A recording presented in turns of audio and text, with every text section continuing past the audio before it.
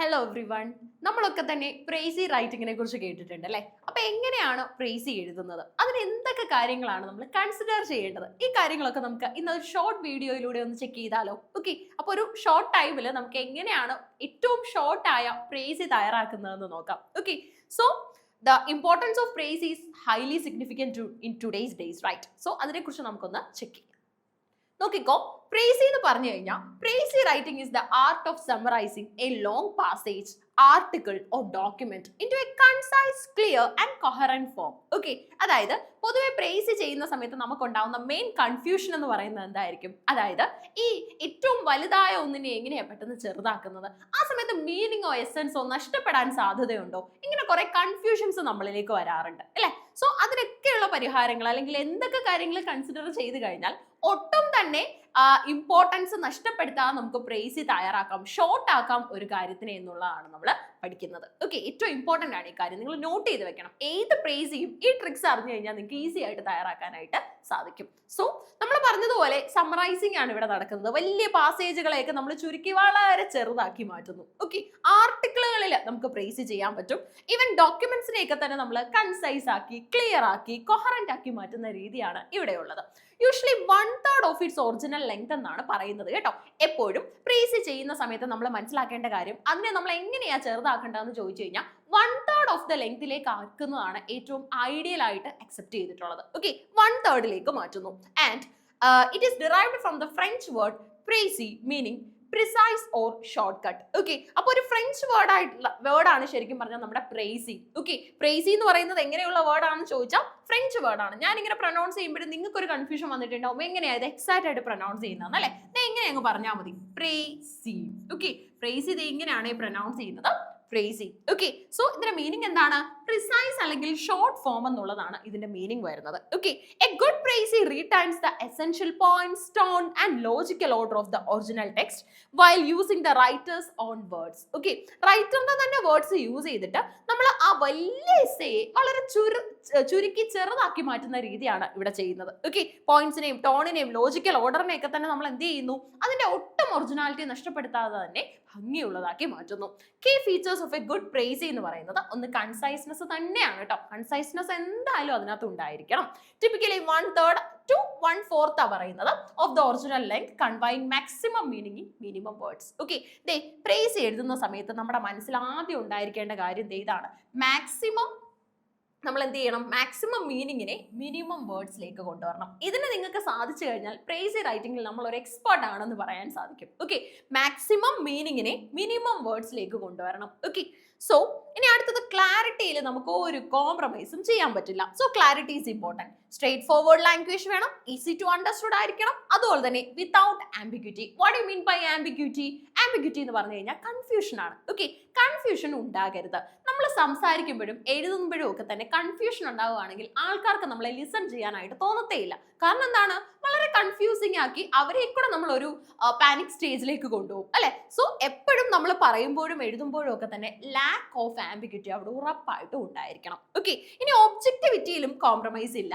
Neutral tone ആയിരിക്കണം. Containing only the author's ideas with no personal opinions, criticism or comments. Okay, നമ്മുടെ comments അവിടെ കൊടുക്കേണ്ട, നമ്മുടെ personal ക്രിറ്റിസിസവും ഐഡിയാസ് ഒന്നും കൊടുക്കണ്ട. Okay, let it be the author's idea. അത് ഓതറിന്റെ ഐഡിയയിൽ തന്നെ അങ്ങ് പൊക്കോട്ടെ. നമുക്ക് അതിനെ ഒന്ന് ചെറുതാക്കണം എന്ന് മാത്രമേ ഉള്ളൂ, കൺസൈസ് ആക്കണമെന്നേ ഉള്ളൂ. ഞാൻ പറഞ്ഞ പോലെ maximum meaning in minimum words. Okay, അപ്പൊ ചെക്ക് ചെയ്യേണ്ട കാര്യം ഒന്ന് കൺസൈസ്നെസ്, ക്ലാരിറ്റി, അതുപോലെ തന്നെ ഒബ്ജക്ടിവിറ്റി.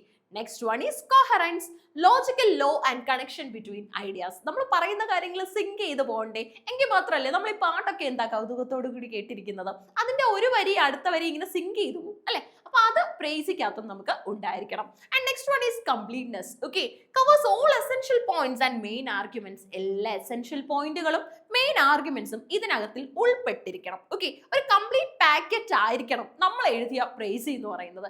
അങ്ങനെ ആയിരിക്കണമെങ്കിൽ ശ്രദ്ധിക്കേണ്ട കാര്യമാണ് ഒന്ന് conciseness, clarity, objectivity, coherence, completeness. Okay, rules of precis writing. Precis നമുക്ക് വെറുതെ എഴുതാൻ പറ്റില്ല, കുറച്ച് റൂളുകളൊക്കെ ഉണ്ട്. ആ റൂളുകൾ മെയിൻറ്റെയിൻ ചെയ്ത് എഴുതി കഴിഞ്ഞാൽ എക്സ്പേർട്ട് ആയിട്ട് എഴുതാനും സാധിക്കും. ചെക്ക് ചെയ്താലോ റൂൾസ്? നോക്കിക്കേ, to ensure accuracy and quality the following rule should be strictly follow out അല്ലെ? അതായത് നമുക്ക് അക്യുറസിയും ക്വാളിറ്റിയും ഒക്കെ ഉണ്ടായിരിക്കണമെങ്കിൽ ഈ പറയുന്ന റൂളുകൾ അതിനകത്ത് വേണം. ഒന്നെന്ന് പറയുന്നത് റീഡ് കെയർഫുള്ളി എന്നുള്ളതാണ്.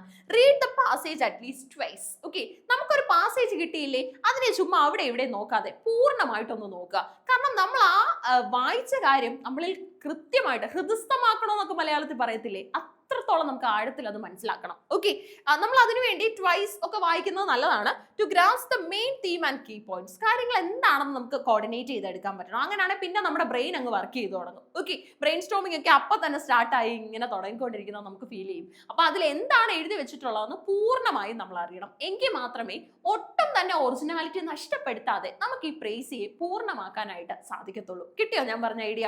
ഓക്കെ, അപ്പൊ അടുത്തത് use own words. Own words use ചെയ്തോളൂ. Rephrase the context, do not simply copy sentences directly from the text. Okay, അപ്പൊ നമ്മളിപ്പം അടുത്തതായിട്ട് ചെയ്യാൻ പോകുന്ന കാര്യം എന്തായിരിക്കും? പൊതുവെ ഉണ്ടാവുന്ന ഒരു മിസ്റ്റേക്ക്, ആദ്യത്തെ സെന്റൻസ്, ഇടയ്ക്കത്തെ സെന്റൻസ്, അവസാനത്തെ സെന്റൻസ്, ഇത് മൂന്നും ഇങ്ങനെ എടുക്കും. ചെറുതുമാണല്ലോ, പ്രേസി ആയെന്ന് വിചാരിക്കും. അത് പ്രേസി ആയോ? ഇല്ല.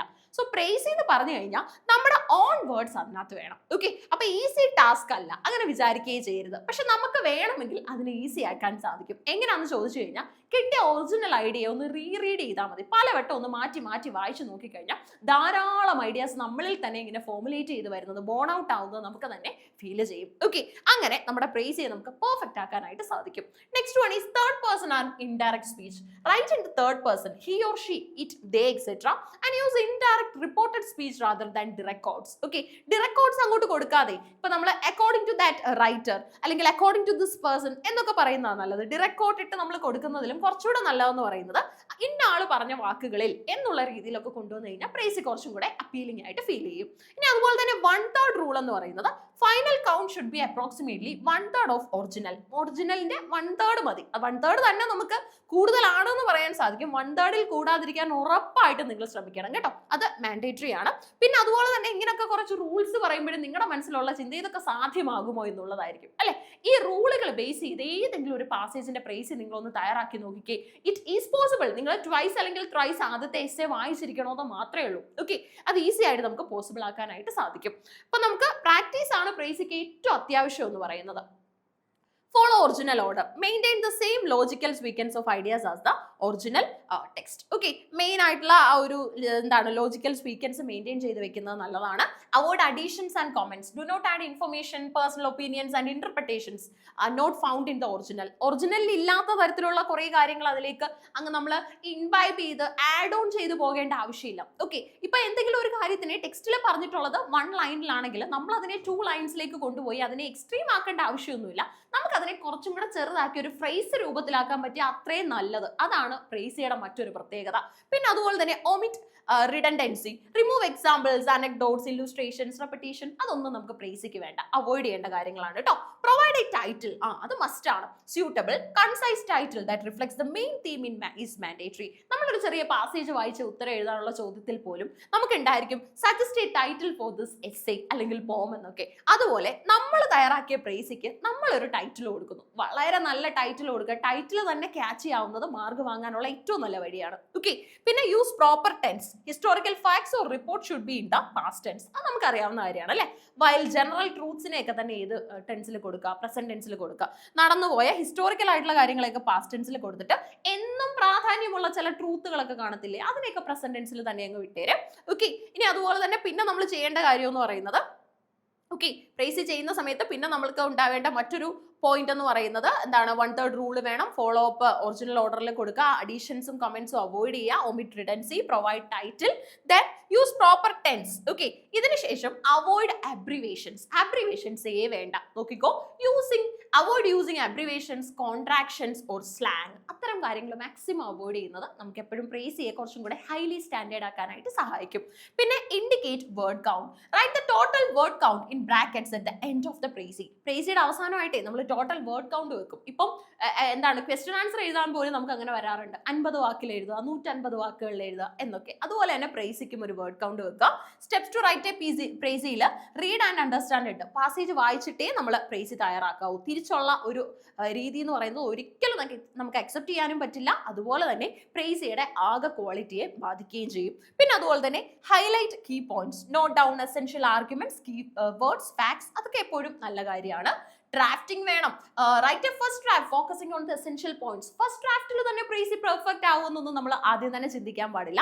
നമ്മുടെ ആ ഡ്രാഫ്റ്റുകൾ കൂടുതലായിട്ട് നമ്മൾ ഫോർമുലേറ്റ് ചെയ്യുന്ന അനുസരിച്ചായിരിക്കും അത് ഏറ്റവും ബെസ്റ്റ് ആവുന്നത്. Okay, refine and contents. Remove unnecessary words, improve coherence and ensure it's 1/3 the length. എപ്പോഴും മനസ്സിൽ വേണം, നമുക്ക് കൂട്ടി കൂട്ടി എഴുതുക എന്നുള്ള കാര്യമല്ല വേണ്ടത്. നമുക്ക് അതിനെ എങ്ങനെ കുറച്ച് അതിന്റെ ഒറിജിനാലിറ്റി മെയിൻറ്റെയിൻ ചെയ്യാം എന്നുള്ളതാണ് പ്രേസിയുടെ പ്രത്യേകത. ഓക്കെ, അതുകൊണ്ട് 1/3 മതി എന്നുള്ള ചിന്ത നമുക്ക് ഉണ്ടായിരിക്കണം. പിന്നെ അതുപോലെ തന്നെ അൺനെസസറി വേർഡ്സ് ഒക്കെ ഉണ്ടെങ്കിൽ മാക്സിമം അതിനെ ഒന്ന് ഡ്രാഗ് ഔട്ട് ചെയ്ത് വിടുക. ഓക്കെ, ഫൈനൽ റിവ്യൂ വേണം കേട്ടോ. Check for grammatical errors, verify cover all essential points and ensure it makes a sense independently. അതായത് പെർഫെക്റ്റ് ആണെന്ന് വായിച്ചതിന് ശേഷം മാത്രമേ നമ്മൾ പ്രേസി സബ്മിറ്റ് ചെയ്യാവൂ. ഓക്കെ, അപ്പൊ ഇതൊക്കെയാണ് പ്രേസി തയ്യാറാക്കുന്ന സമയത്ത് നമ്മൾ ശ്രദ്ധിക്കേണ്ട കാര്യങ്ങൾ.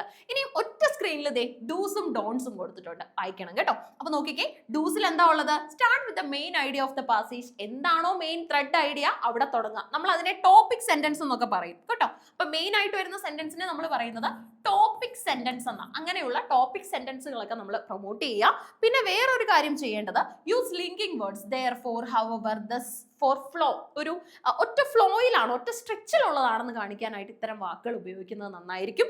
ഡോൺസിൽ വരുന്നത് യൂസ് ക്വസ്റ്റ്യൻ ഫോംസ്. വേണ്ട, ക്വസ്റ്റ്യൻ ഫോംസ് അതിനകത്ത് കൊണ്ടുവരണ്ട. ഡോൺസിൽ മറ്റൊരെണ്ണം യൂസ് ഡിറക്റ്റ് ക്വട്ടേഷൻസ്, അതും പാടില്ല. അതുപോലെ തന്നെ ഇപ്പം നമുക്ക് ആരെങ്കിലും കോട്ട് ചെയ്ത വേർഡ് ആണെങ്കിൽ according to this person, as per the words of that person എന്നൊക്കെ പറഞ്ഞ് കൊടുക്കുന്നതായിരിക്കും ഏറ്റവും നല്ലത്. പിന്നെ മറ്റൊരെണ്ണം focus too much on a single minor point, അതും ശരിയല്ല. നമ്മൾ എല്ലാത്തിനും ഈക്വൽ ഇമ്പോർട്ടൻസ് കൊടുത്ത് എഴുതുമ്പോഴാണ് ഈ പറയുന്ന പ്രേസി പെർഫെക്റ്റ് ആവുന്നത്. ഓക്കെ, അപ്പൊ ഇത്രയും കാര്യങ്ങളാണ് പ്രേസി റൈറ്റിംഗിൽ നമ്മൾ ഫോളോ അപ്പ് ചെയ്യേണ്ടത്. ഏറ്റവും ഇമ്പോർട്ടന്റ് ആണ് പ്രേസി റൈറ്റിംഗ്. ഇപ്പൊ നമുക്ക് എല്ലാ കോമ്പറ്റേറ്റീവ് എക്സാംസിനും നമുക്ക് പ്രേസി റൈറ്റിംഗും കൂടെ ഇമ്പോർട്ടന്റ് ആയിട്ട് വരുന്നുണ്ട്. എങ്ങനെ വലിയൊരു കാര്യത്തിനെ നമുക്ക് 1/3 മാറ്റാം എന്നുള്ളതാണ് ഇവിടെ നമ്മൾ മനസ്സിലാക്കുന്നത്. Thank you so much.